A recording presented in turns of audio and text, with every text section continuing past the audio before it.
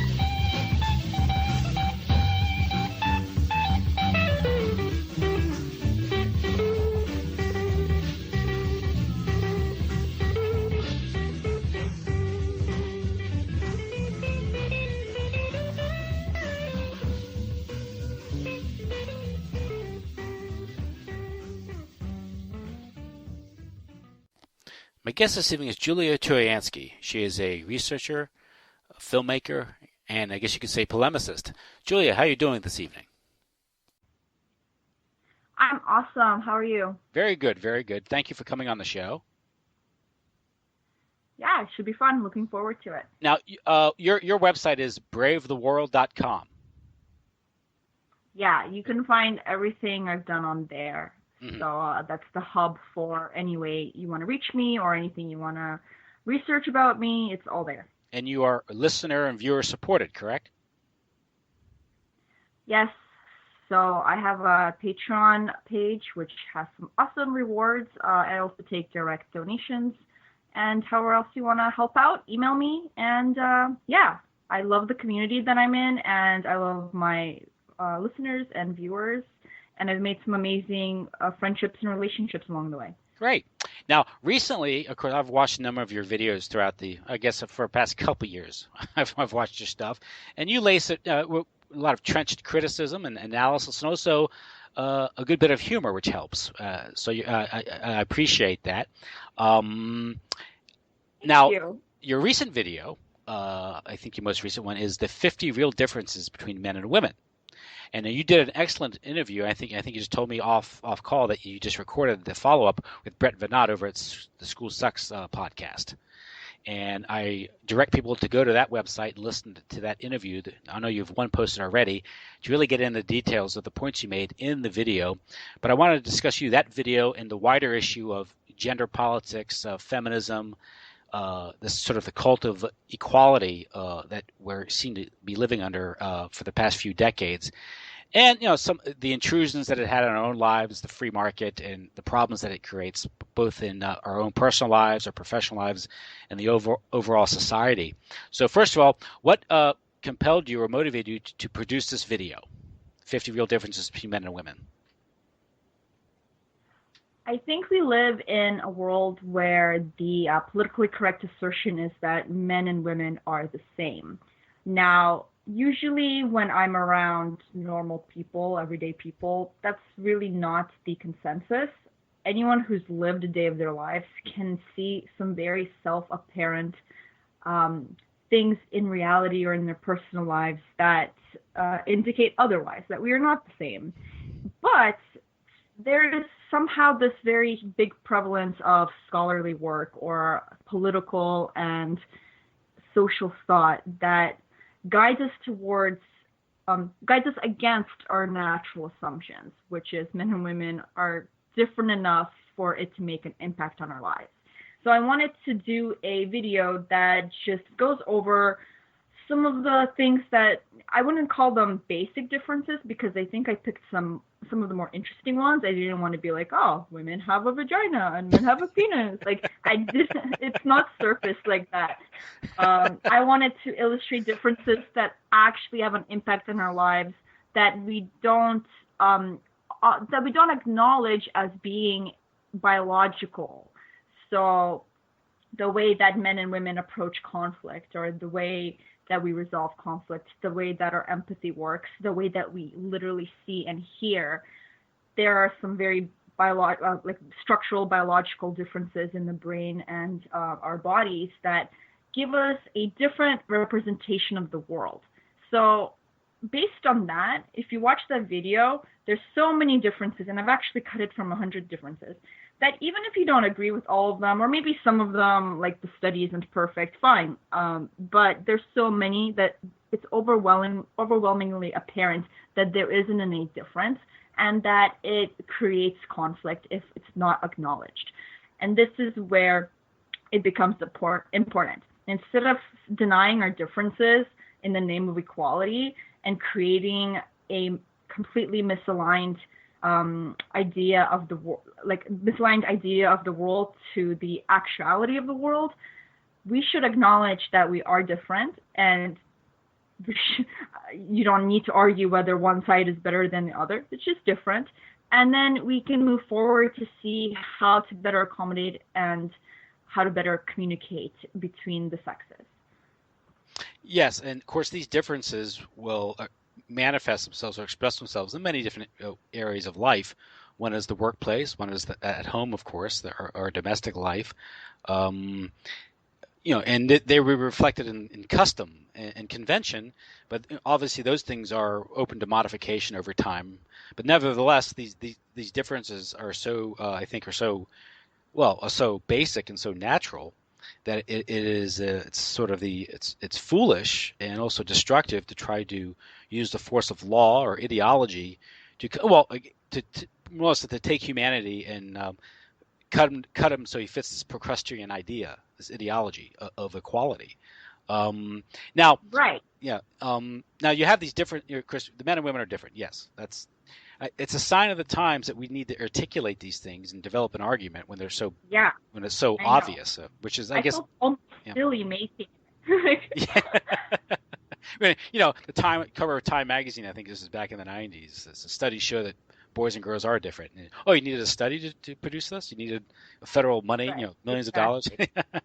Now, of course, it's still an important field of study, because as we learn about genetics and science, we can find out how profound and how basic and how deep down these differences are. Like the way the brain develops, things like that, right? Yeah, and what an interesting fact is that people doing research up until very recently actually excluded women as test subjects for the research in terms of brain studies because of their period, because they're not as consistent, and because the man was a more reliable test subject in terms of hormones and etc. Mm-hmm. So that's very interesting. So we actually did have a very male-centered point of view in terms of science, anything to do with the brain. And it was actually women getting into brain research that were like, hey, wait a second, we need to study women too, because we're not exactly the same guys. We should really look at this. And then along the way, somehow it's been construed as, oh no, saying that men and women are different is sexist. Well, no, it was like the feminist-leaning researchers in the fields were the ones who said, hey, maybe we should study women's brains as well. So it's very interesting, like how things change and how the narrative gets totally perverted. Now, of course, these differences again are very important to acknowledge, because things like first let's talk about how education has developed, or our educational institutions, and these presumptions of sameness between the sexes has created educational, I guess, pedagogical methods, educational institutions which damage both sexes. Correct? Exactly, and the history of this is very interesting, because back in the 1900s, girls actually outscored boys in tests of science and even math, and it was to such a degree and so across the board, without any difference like between socioeconomic status or region of America or Europe, that the teachers had a saying, it went something like this, that the classics are science and math for girls, classics for the boys. And now it's the complete opposite. It's women who tend to go and study arts and English and, women's studies and it's languages. And it's boys who are predominantly going towards, engineering and math and science. And the feminists are screaming sexism. But what happened? Like, why in the 1900s was it the girls that were doing all the math and science and were better at it than boys? What happened? One argument is that they taught these things differently. So back then, they taught math and science in a very, from like a creationist point of view, which made it like very social. So if you believe in God and you teach math and science as a product of creation, like they still teach the numbers, but it was done in a more personable way. It was done in a way that women could relate to better, instead of this kind of clinical, hard, straightforward way that it's done now. Boys are more receptive to that kind of teaching. And the classics were taught in a more scholarly type of fashion. So the teaching methods can actually guide what direction boys and girls go in, the later times in their life and what kind of knowledge they seek. Yeah, so I mean, and also just the observation if you get boys and girls together in a classroom setting, it's going to have a dynamic effect on how they behave. Girls might be more inhibited from talking. Boys might act up and they might be distracted, especially if they're past the age of 12, right? I mean, so right, I believe in segregation of the sexes when it comes to teaching. And countless studies hold this up. Like they do very simple things. You take a volleyball team of girls and you put them against other girls and you observe the way that they play the game. They're incredibly aggressive, competitive, spirited, etc. They do a pretty good job. You put the same team against boys, and not only do the boys obliterate them, but which is a given because boys are a little bit stronger, but it's more about the way that they conduct themselves. The girls become reserved. They don't care about competition anymore. They become kind of coy and shy. And then when they get asked, oh, why did the boys beat you? They say something like, the boys cheated. So their whole conduct towards the game changes. They don't have that spirited competition anymore because this kind of quasi-mating ritual begins. Exactly. Girls will act differently around boys. It's inevitable. Yeah, it's inevitable. And the same thing with guys. So you take a bunch of boys and you put them in a music class with girls. They're not going to want to play instruments like the flute because that's a girly instrument. But if you take the girls out of the class, someone has to play the flute. That's a male. So there isn't that kind of classification anymore. Someone will play the flute and it's really no big deal. Yeah, and also, so I mean, those are just small examples. Yeah, I just noticed that that my brothers went to single-sex school, Catholic school, and I went to a general public school. There was co-ed, and I've been told I have quite a few nephews who go to a single-sex school, and it's like there's very little teasing. If it is, it just rubs off people's backs because no one gets humiliated, and there's no fighting. There's no fighting in school because there's nothing to be proven. It's low key, and everyone can just settle down and worry about school and their pursuits there. Whereas obviously, if you, I think it was, I might have been George Gilder. He wrote Men and Marriage back in the 70s, and it was one of the first books to attack feminism.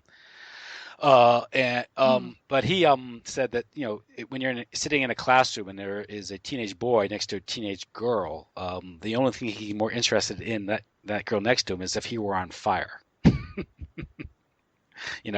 So it's a huge distraction. I mean, and it just goes to show how people just forget any understanding of human nature and common sense, all sacrificed on the altar of an ideology, of a program, Yep. So I mean, the distraction, people don't like to talk about that, but I even remember when I was young and I was in school and I was in math class and all I cared about was the boy next to me and what he thought of me. And it was incredibly distracting. I didn't do very well. yeah, And so it works in the reverse as well, but with boys it's even more augmented because of the levels of testosterone they're going that's rushing through them during puberty. Yeah. There's so many examples of this. There's even, like, let's look at it from the perspective of society. What's better for society?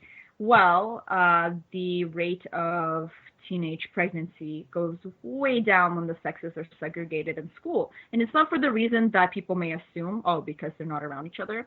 Actually, when they did the study, the girls in the segregated school had just as many boyfriends than the girls in the co-ed school. Mm-hmm. The difference is, when a girl is dating a guy in their circle of friends in their school, the pressure for sex and to stay with that boy is incredible. Because if you break up with him, there's a social fallout inside your social group. When you're dating a boy who goes to an all-boys school or who's just outside of your social group because you go to an all-girls school, you can break up with him and never see him again. It's not awkward. You can say no, bye-bye. Oh, yeah. And that is the reason. Yeah, and that seems to make sense if you really think about it. You're right. Yeah, and again, it gives them a respite or an oasis where they can just not have to worry about who they're dating, and they're focused on school, as opposed to whereas when it's coeducational and you're dating the boy in the school, every day you're seeing this boy. And this is at an age when arguably, dating is all cost and no benefit. Really, there's a lot of risk involved. But the schooling, the school itself, I mean, not only is this the pressure to date, the pressure to go to prom, all these things, the whole high school life that's been created through the public school system, the notion that this is all done through the coeducational system, and the expectations that many teenagers have about how they should be living is based on what they watch on television, the music they listen to, and they never get a break from it. If it's when they're because high school is their life. At that point, it's so important to them. Yeah, segregate the sexes in school. I mean, we can all focus. It's just like it's. I mean, no one will convince me otherwise at this point. I've read way too many studies supporting it, and thinking back, I sure wish I went to an all-girls school. Yeah, I mean, it's just to give these girls a break. There's so much pressure out there anyway. They got to put up with it at school. And just the very thing. The basic thing with gym class. Oh my God, you just got your first period and you're having to go to gym class with a bunch of boys that you like or that you're insecure about, and you're like, it's just the worst. Like, I don't know why they do this to us. Well, I do know why. Well, you know why. I mean, the whole history of compulsory. It wasn't like this before. Yeah. Well, it's gotten worse. Obviously, it's gotten intensified. I mean, when I went to school back in the 80s, I mean, when I was in the 70s, I was in grade school and junior high. I mean, some of the way I behaved, I would have been diagnosed with all types of disorders and put on drugs. I was just being a boy and being stupid, and a lot of that is because I was around girls. You don't know how to act. And also, this is the other problem, right? So the normal behavior today at school is female behavior, and when boys are boys, they're compared to how you're supposed to be, which is the female behavior, because most early education teachers are women, so they have a bias. Mm-hmm. And the boys are, it's not a coincidence that more boys are diagnosed with ADHD. Okay, there we go. Where were we? School. Okay, school, yeah. Segregation. I think we were wrapping that topic up probably. Or ADHD, yeah. Yeah, ADHD with boys, yeah. I think they're diagnosed like 9 times more than girls or something, yeah. Right. One thing I go over in my video is how boys and girls draw different things.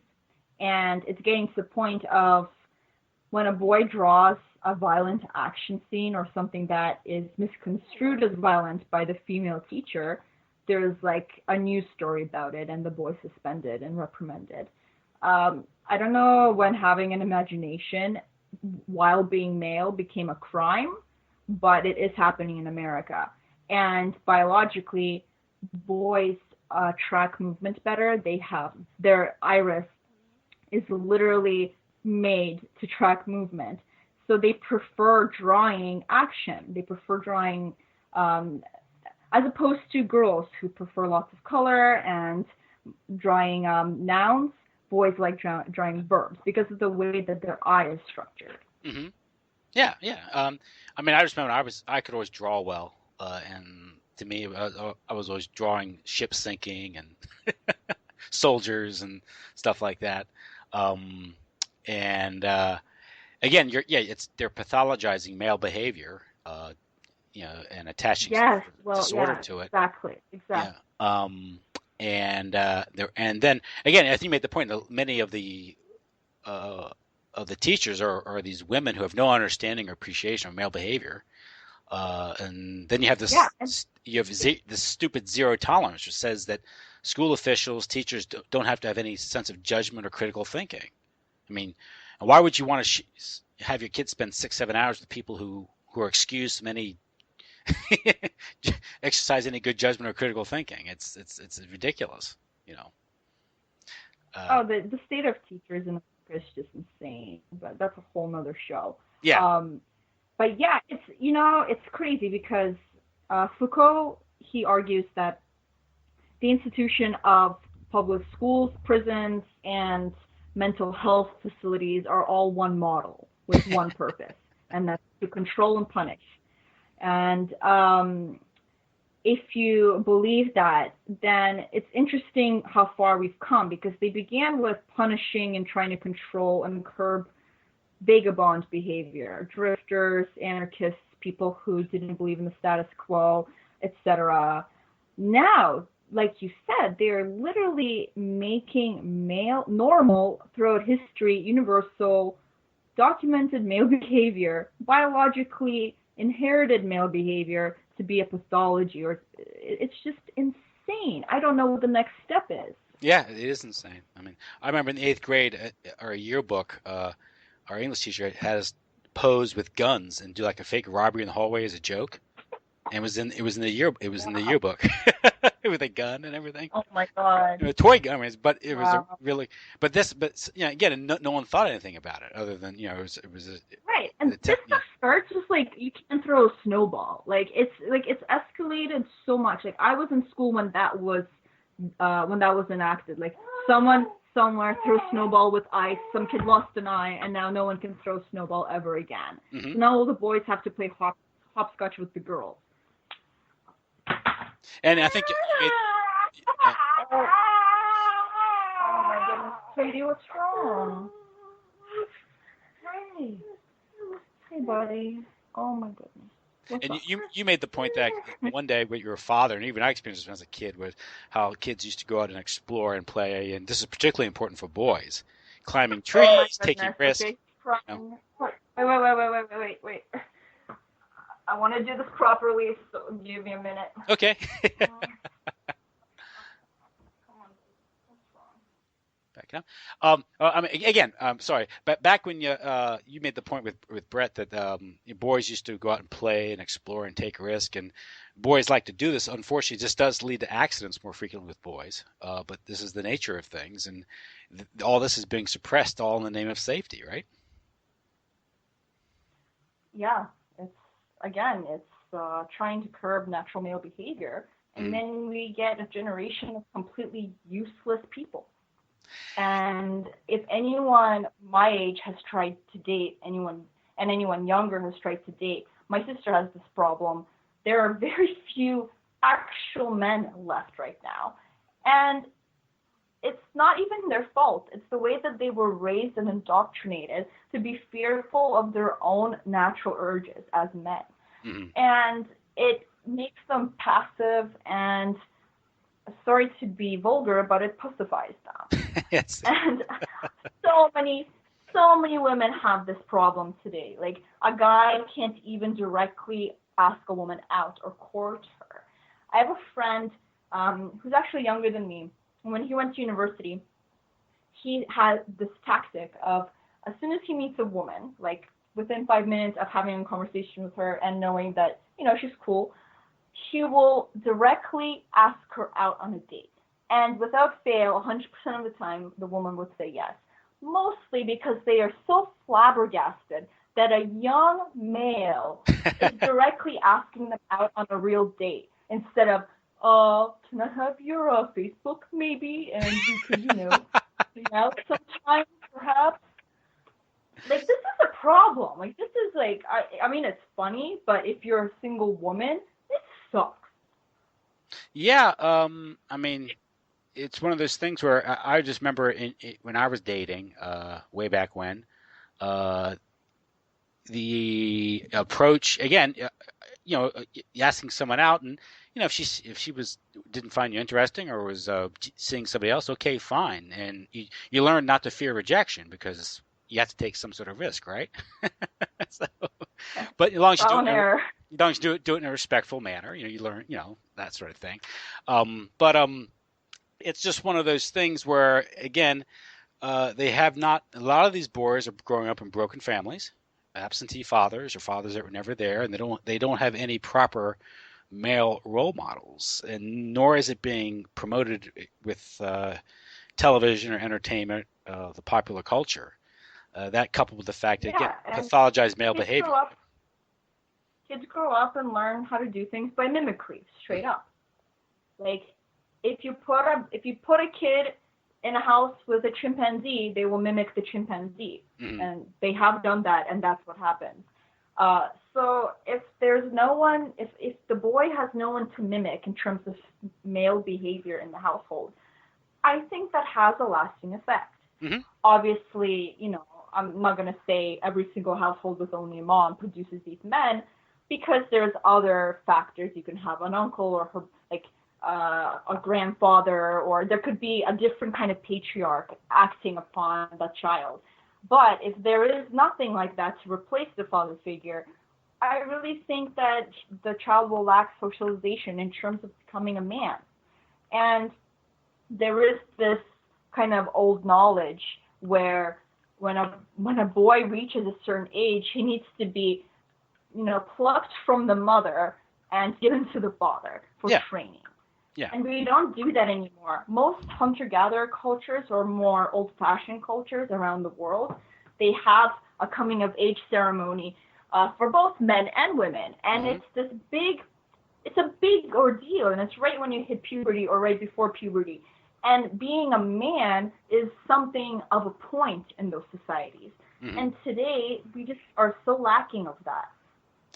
Well, again, because you're living in a society that's post-industrial. This generation, the millennials, are deracinated. They have no sense of their ancestry or their culture. In fact, they've kind of, there was a time when America was very guilty about. Yeah, made you feel guilty about it, and that's been a long process. That's middle part of the 20th century with the, with urban renewal, destruction of the ethnic neighborhoods in the name of integration, racial integration. But there was a time when you identified, you were a member of the Polish community, a member of the Italian community, the Irish community, and you had a history there. And you mentioned the importance of uncles and grandfathers, and that, of course, that requires extended family. And now we live in such an atomized, mobile society that people no longer have the benefit of an extended family, or most don't. They live in an atomized, they're lucky if there's a father. And I think that's right, and that's a very important point, because this is where this whole thing of once you have a child, you're enslaved to your child, or it's your whole life, and blah blah blah, and women are superheroes and they have to do everything, and that whole narrative. Yeah. Like, that narrative didn't exist before. Like, having a kid was something all women did, and it wasn't a big deal. Why? Because your parents took care of your kid while you worked. Mm-hmm. That's what happened. While you were young and able-bodied, you produced kids and you plowed the land, while your parents, who are now old, took care of your kids. Mm-hmm. And it was a cycle. So So you had this extended family, and not just your parents, your younger brothers, your older brothers and sisters. Today, everyone is so liberated and independent, and everyone lives in a tiny, apartment in the city away from each other or in completely different countries because we are so mobile. And a woman has a child, and she's like literally stuck at home with that child with no help whatsoever. And if she wants help, she needs to give her kid up to a stranger. And if she wants to still work, she needs to give her kid up to a stranger and then pay half her money to that stranger. It enslaves women in that regard, but it's not supposed to be that way. When a woman has a child, she's supposed to still have a reasonable amount of freedom and independence because of the extended family. Mm-hmm. And now it's been totally eradicated. That's almost like a process where they went about creating the nuclear family, which was artificial. And then after the Second World War, they kind of created this cult of materialism here in the United States. And so they wrote people in with this materialism, robbed them of their ethnicity, of their sort of their religious or ethnic background, and created kind of this bland white middle class here in the United States.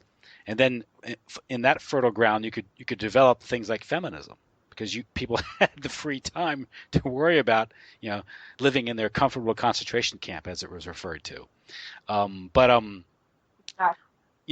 again, so what I like to say, I have a video on it's called How Feminism Betrayed Women, and at the end I go, women were liberated from their husbands and enslaved by the state. Mm-hmm. So, and basically the point being, okay, you got your liberation, what do you do now? You work 12-hour days just like men and then come home stressed out and you never see your kids? Yes. Wow, great, brave new world. Well, this is where it gets the real sinister, because none of this was just accidental or product of sort of a linear process. This was a social engineering scheme that was hatched to, one thing is to women, when they were not employed outside the home earning a wage, although they were working and there was value, social value, to what they were doing at home, because managing a household is necessary. But it wasn't taxable. And so right. you get them out of unlike they're taught, men respected that. Like, men did respect that. Being the matriarch, it was a matriarchy when you got home. Yeah. I don't know about the outside world, but when you got home, it was a matriarchy. Your wife did all the stuff, and you listened to her, and it was her home, and she organized everything, and she raised the children, and etc. And if you look at hunter-gatherers, it's still like that. And it's not easy work. Women are sitting around grinding roots and trying to make enough food for the family and doing very hard, back-breaking labor in fields. And that's still part of taking care of this home. And it doesn't, they work. I don't understand where this myth came from that women stayed at home and did nothing, and then because we weren't allowed to do anything. That's not true. Women worked. It was just a different kind of work. That's true. And even before women had the vote here in the United States, campaign posters were geared towards women, because women influenced how their men voted. So this cult of the vote. I'm not a big fan of democracy in general. It was right? like a household decision. Yeah, it was a household decision. There's sort of a corporate representation there, which I kind of prefer, I guess, because I think too many people vote anyway. But again, I'm not a big fan of democracy, mass politics. That's a whole other discussion. But it just goes to show sort of the subtle power that women held, because they held if you just look at the laws and what the laws read, that's a very bare representation of society. You don't get a real true read of society there, because in reality is that in order for a man to court a woman and to earn her respect and her love, he's going to have to treat her in a certain way and show her some respect. And these things, you just can't look at what the law said. You have to look at how people lived. You have to get what the real social life was in these things. A good example is, just because men could vote doesn't mean that they had power. And of course, since we do live in an oligarchy, the vote is highly overrated anyway. But again, what you're saying is the notion. I have a fun fact about the suffrage movement and women's right to vote. So Interestingly, this narrative is never presented in schools or history, but there was a whole outcry of women before they got the right to vote criticizing the suffragettes and saying that giving women the right to vote is going to break up households because women are supposed to come to a decision with their husband about who to vote for. Mm-hmm. And if women go out and make their vote instead of making the decision within the household as a unit, that will create conflict and will break up households. Very interesting. Oh, well. My son certainly thinks so. I think Isn't that right, buddy? I think they've been vindicated. But yeah. And that's that. Of course, that was that was part of the reason for feminism. Why feminism was promoted by the establishment, by the CIA, no less. Gloria Steinem worked for the CIA. Right, and you look at the women that were at the head of it. They were all like old 45-year-olds who never had a family or kids. Mm-hmm. They had a completely different agenda and point of view than the general population of women who were family women. Yep. That's right. And also, with going back to what I said about, the household makes a decision together and, they back each other up and then the man goes and actually performs action, shows that there was implied respect for your wife's opinion when it came to these things. Mm-hmm. Of course. And, well, are you familiar with Aaron Russo? Yeah. Yeah, his discussion. He had an interview with. I think Alex Jones conducted the interview, but he claimed that he had a discussion with Nicholas Rockefeller. I think in the year 2000, and they discussed a whole lot of things. One thing was Nicholas Rockefeller told him about the events of the upcoming year, like 9/11. But one thing they did talk about was feminism. And are you familiar with that interview? Yes. Yeah. So yeah. okay. So that's the one. I'm more familiar with the feminism one than the 9/11 one. Yeah. Well, but realized it was all in one interview.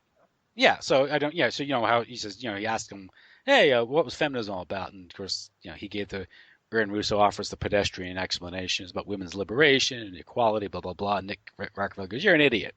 It's about getting women out of the home, into the work, so we could tax them, weaken the family, so the kids go into daycare, spend longer time in school, so they can be institutionalized and torn away from the family, atomized, and be subjected to all the psychological warfare or social engineering that the loving state has to offer." So here we are. Yep. I think more and more people are acknowledging that, if not on a subconscious level.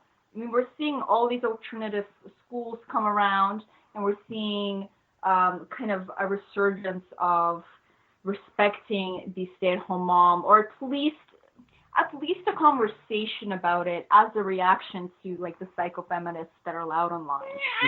Of course, so yeah. Just to give it, because it's like such a dreadful thing to think about. Like sometimes I just feel like I'm in a black hole and you can't get out. But when you do kind of pay attention to the positives and the people are reacting to these things, people are not asleep. And I realized this to some extent after I put my video out.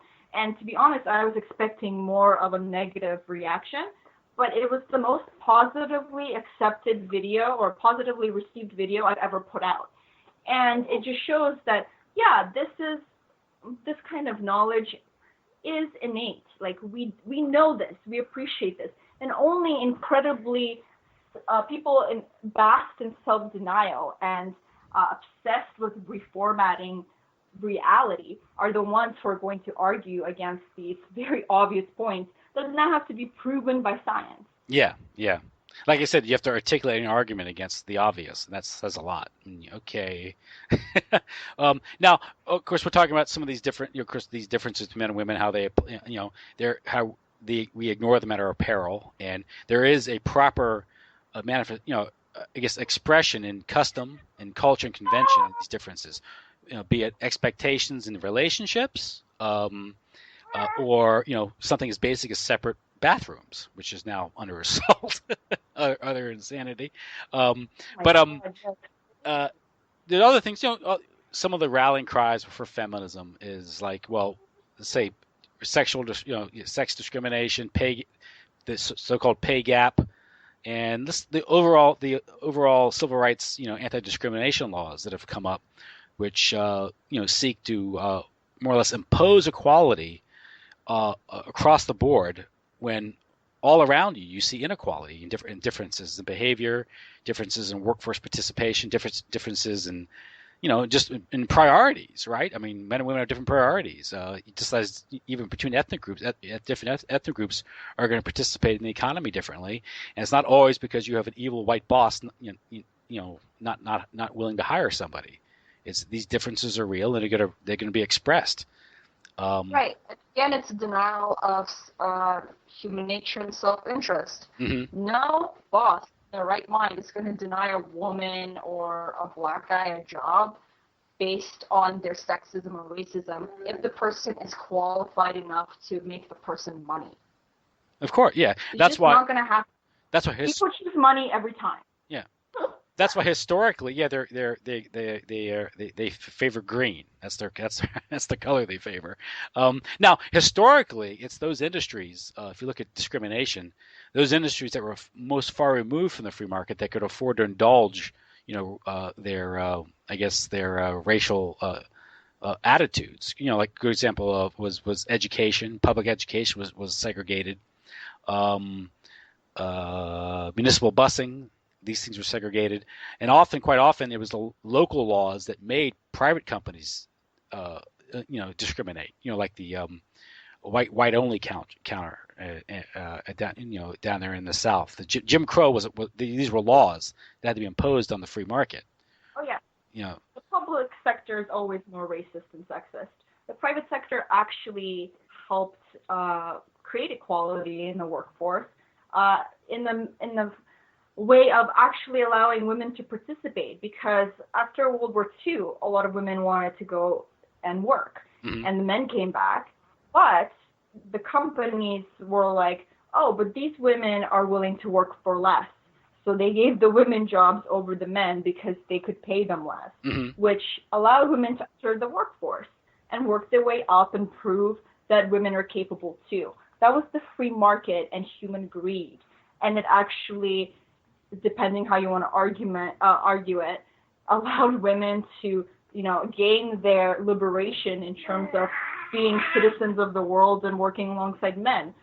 I would, of course, argue that we didn't benefit that much from that, but from a feminist kind of perspective, it was the free market that helped. And again, it's a question of priorities and what you want. I'd agree with you. I would say that ultimately, I mean, obviously, if you're going to have children, someone's going to have to raise those children, and when you have both people working, and it's the kids going to be put in some sort of institutionalized daycare, and that's a problem. But I know your point. The good example is the pay gap myth, whereas you cannot just say men make more than women because the free market is biased towards men. Men and women participate differently in the workforce. Women like to take more time off, more vacation. They choose jobs that are less risky, perhaps. And so you're comparing two very different groups and what their priorities are. And who's to say making more money is preferable to doing something else, right? I mean, right. Women go for social jobs that are more face-to-face human quality. Oh my goodness, buddy. Okay, one second. I'll be right back. Sure, no problem. Okay, so you were saying about women in work and their approach to it. Right. So women tend to go for the more social jobs, the more face-to-face, and often those pay less. Men go for the jobs that are harder, to be honest. A lot of the jobs in the lower classes that pay more are incredibly dangerous and risky and isolating. Mm-hmm. And in the upper classes, they're high stress, incredibly time consuming, and aggressive in nature. Women tend to go towards things that are a little bit lower on the stress level. So the interesting thing is, you can't make a comparison between men and women in terms of how much they earn, because you have to factor in that women who have kids, they lose out on a lot of years of acquiring the skill set that it requires for someone to have a higher paying job. That's just because, 9 months of gestation and your little baby, usually maternity for a year at least. And that takes, in your prime years, in your mid-20s, mid to late 20s, that is when you're like working your ass off to get ahead in your career. Men usually do not have that pause in their career development. So what you do is you isolate. You take men who never married you take men who never married or had kids, and you take women who never married or had kids, and you compare their earnings. And what's interesting is the women in those cases make more money. Yes. And on average, when a man gets married, his income goes up because he has to go up. When women get married, their income drops because now they have other responsibilities that aren't, that they don't get paid for in money, in cash. They're salary just because they're doing other things. Yeah. And I love that stat, that married men with kids make way more money than single men. Yeah. Because of the motivational factor, for sure. Exactly. You got the fire under their ass. Going back to human nature, it's your provider instinct. And they never talk about the death gap, meaning that many more men die at work than women. Yeah, because like I said, the dangerous job. Yeah. So also it doesn't really make sense for a bunch of women to go and be miners. No. I wouldn't hire women to mine my mine. They're just not that strong. And here's the more sinister angle. I think one of the things when you throwing women out to the workforce isn't just to tax them, to farm them more or less, to harvest their energy, the state or the corporations that control the state, like the Rockefellers, things like that. But it's also when they go to work, obviously if they're at work, their fertility is going to drop because of anxiety, and also because they're no longer, they can't divide the two. You can't do it all because you only have so much time. You only have so much energy. And ultimately, these things, I think, are kind of a part of a depopulation scheme, which also the elite. Oh, sure. You can bring in like the use of hormonal contraceptives into that, and all the estrogen getting peed out by women into the water, and that's reducing male fertility. And in the long run, it reduces female fertility because too much estrogen gets stored up in your fat cells, and then you become infertile because you can't process it. It's really sinister. I actually have a whole website called goingoffthepill.org. So if you're a woman listening to this and you've had issues with hormonal contraceptives and you need help, you can go on that website, and it's a good resource. Yeah. Because it's detrimental, and it's sold as this like female it's sold as female liberation, but how can you liberate females by hijacking their bodies with artificial hormones? It's not liberating them. And it also pathologizes fertility, right? I mean, yes, exactly. This gift that women are given. I had a girl write on my Facebook page how like, it sucks because women are incentivized to have kids, and like, why can't I have better insurance? Like, I can't have good insurance because my uterus wasn't hijacked by a baby. And I'm like, FYI, your uterus by definition cannot be hijacked by something that it's made to grow. Yes. So it's this language is so prevalent. Well, again, it's the notion. Again, a lot of it is the complete neglect of personal responsibility and behavior, or the separation from sex from babies, right? Where the notion that people no longer associate it with procreation. When it used to be kind of both. It was like, and this is why people courted each other, and why women were coy and protective of themselves, because they knew, if they were going to mate with a male, they want that person to be responsible and these things. Well, sexual liberation, sexual freedom. Well, there's no such thing as sexual freedom because actions have consequences. That you're just shifting the cost to somebody else, whether it's the state. The only reason, youngins listening to this, the only reason sex feels good is because it was evolutionarily preferable to do that so that you pass on your genes more steadily. Yeah. In fact, even the female orgasm increases the chance of pregnancy because the muscle contraction sucks up the sperm into the uterus.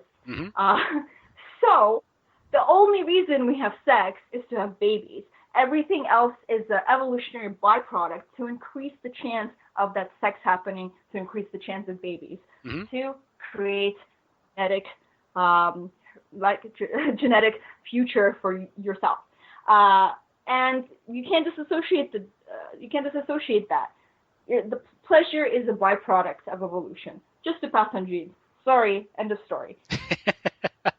Well, yeah, and of course, when babies create, there's a lot of time has to be invested in them, a lot of energy, and so we create conventions and customs to ensure that things like the marriage bond, family, and these things ensured. Yeah, oh man, you're gonna love my next videos. It's about the mating strategies of males and females, and I go over all the mating strategies that we have.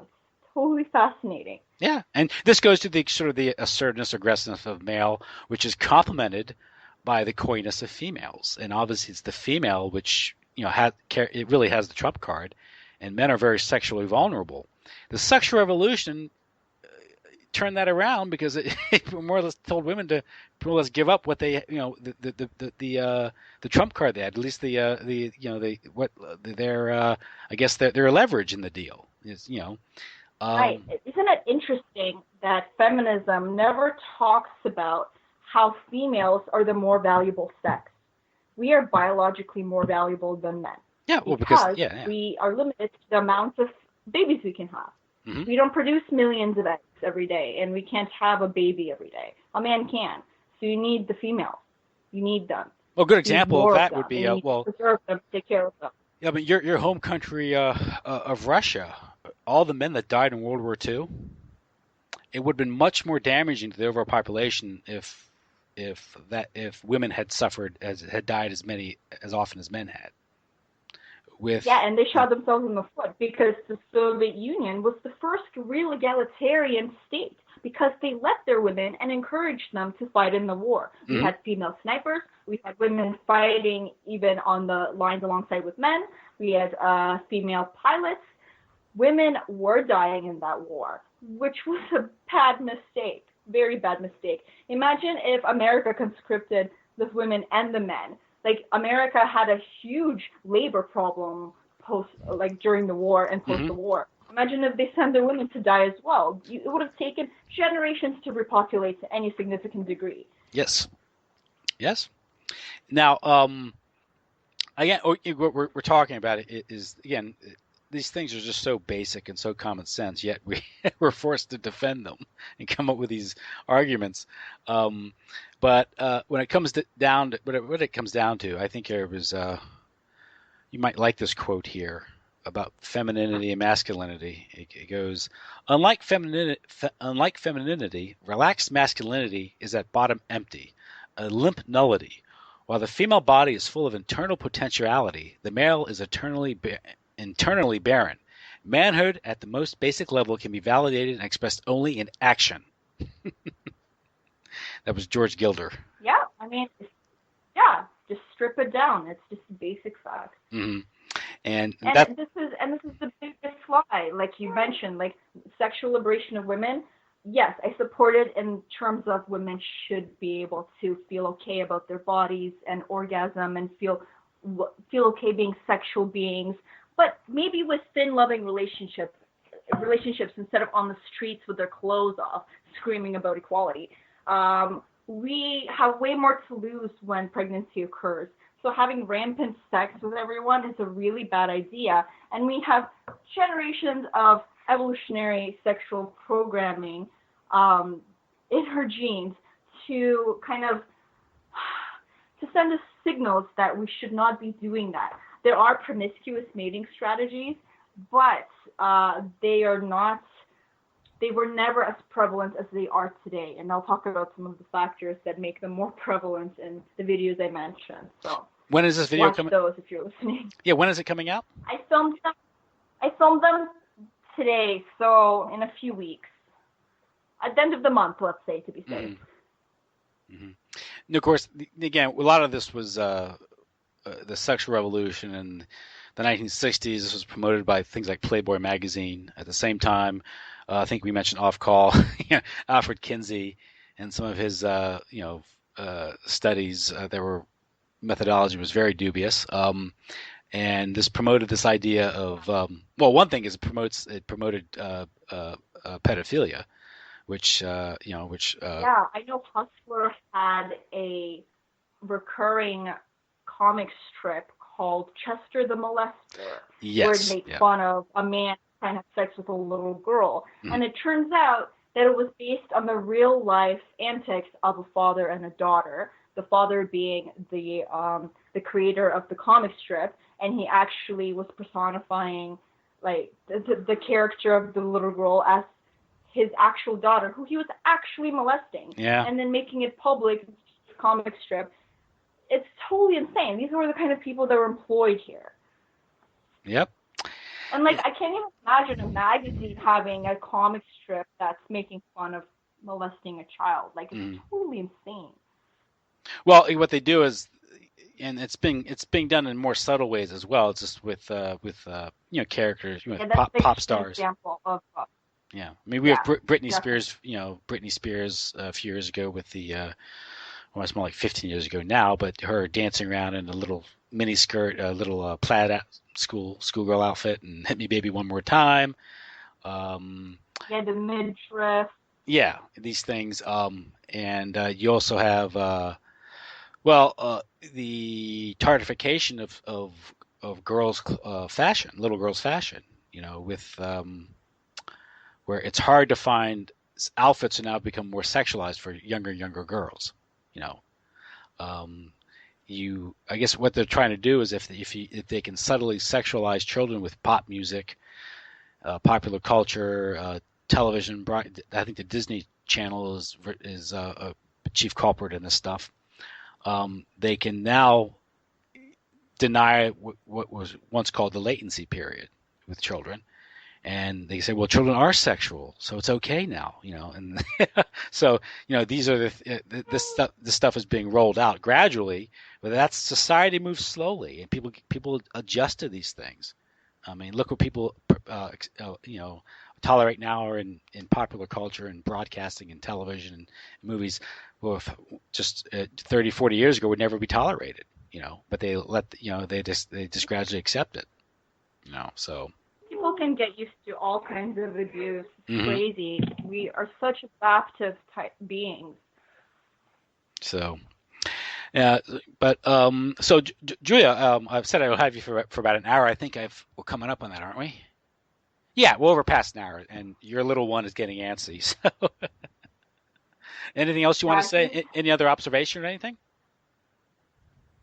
Oh man, we could talk forever, but yeah, let's finish up, say our goodbyes, and then see we could do a show in the future when I have a proper babysitter. And maybe I think it'd be interesting to do a show after my next two videos. Yeah.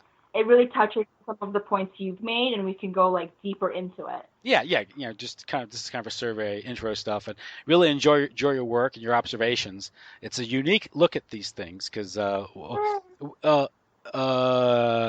one thing is your generation. I think I got a few decades on you at least, and so I find your observations particularly interesting. Thank you. Yeah, insightful and congrats on 6 little ones. That's amazing. Yeah, so it's more. I gotta credit my wife more than me. So I had the easy part. So. And, yeah, 6 of them, and they're all homeschooled. So, well. I mean, the ones that are old. Wow. The ones that are old enough. I hope to do that. So. I find the more what I've been told, the more you have, the less work it is. They just it's economies. It's economies of scale, right? Yeah. So I'm hoping. Yeah, my boyfriend and I, we want to do that. So, when we first met, he said 7 kids, right? I'm like, yep. So we started. Oh, really? Yep. Wow, literally on our first date, and then we started a few months later. So you want 7? When you know, you know. Oh, so right now I'm still trying to recover from having this one.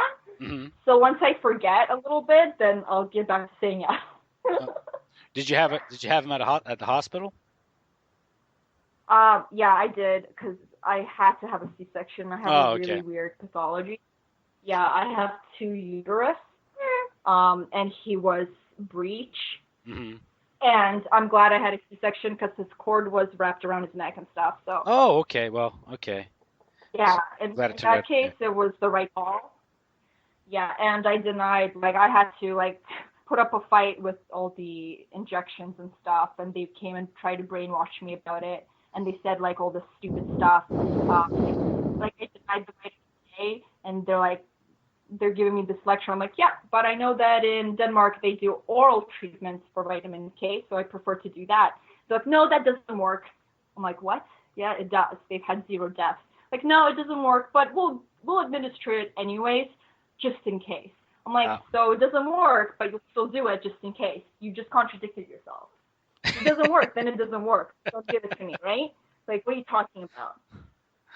Yeah, that's why one of the reasons. They push it. Yeah, that's one of the reasons why my wife, our last child, we had at home with a midwife. That's awesome. So, and to get out of that whole Yeah. scheme, that whole control system there, that's a whole other can of worms. I don't want to keep you anymore. So. Yeah, you guys have, like, I know in some states you can't even deny some of the injections. So Yeah, it's insane. That's yeah, crazy, right? and if you do cursory research, all right, on that, so yeah, listen, I'll let you go. Listen, I want to thank you. Let you salvage a little bit left of your Friday night and have fun with your little one there. And yeah, I'll be in touch when this video comes out, and I'll give me time to digest it and watch it, and I'll send you an email and we'll set something up again. So it'll be great.